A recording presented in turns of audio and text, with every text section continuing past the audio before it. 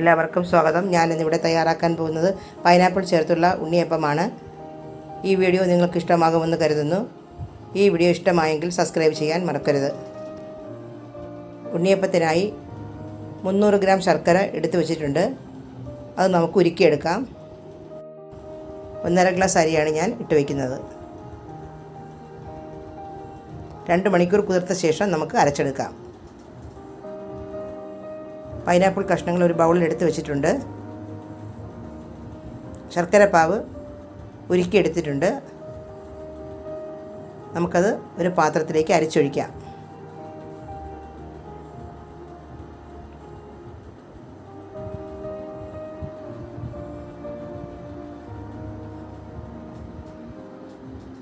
ഈ അരിച്ചൊഴിച്ച ചൂട് പാവിലേക്ക് നമുക്ക് പൈനാപ്പിൾ കഷ്ണങ്ങൾ ഇട്ട് വയ്ക്കാം.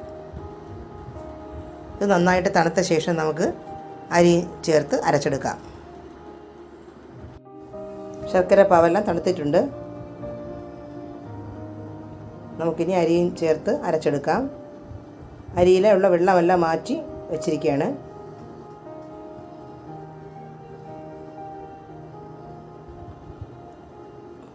അരച്ചെടുത്തിട്ടുണ്ട്.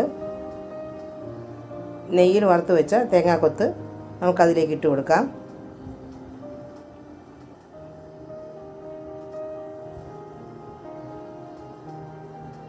അര സ്പൂൺ ഏലക്കാപ്പൊടി ചേർത്ത് കൊടുക്കാം.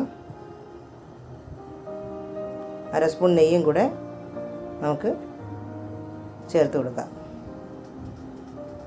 എല്ലാം കൂടെ ഒന്ന് ഇളക്കി യോജിപ്പിക്കാം.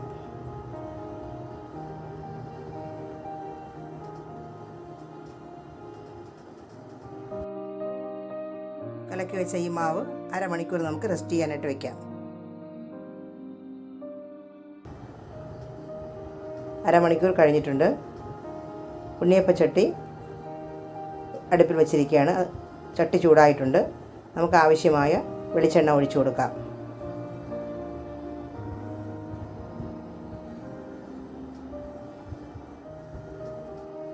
എണ്ണ ചൂടായി ഓരോന്നായി ഒഴിച്ചു കൊടുക്കാം.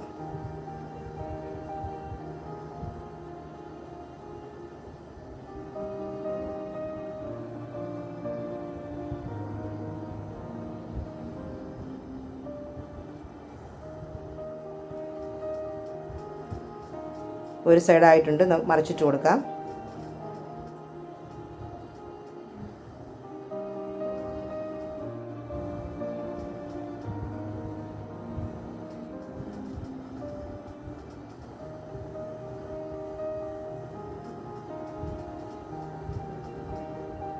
ഉണ്ണിയപ്പമായിട്ടുണ്ട്. നമുക്ക് എടുക്കാം.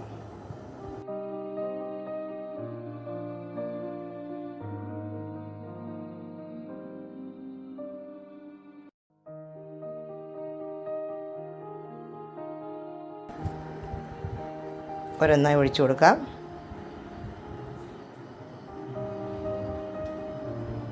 ബാക്കിയുള്ള മാവും കൂടെ ഇതുപോലെ ചുട്ടെടുക്കാം.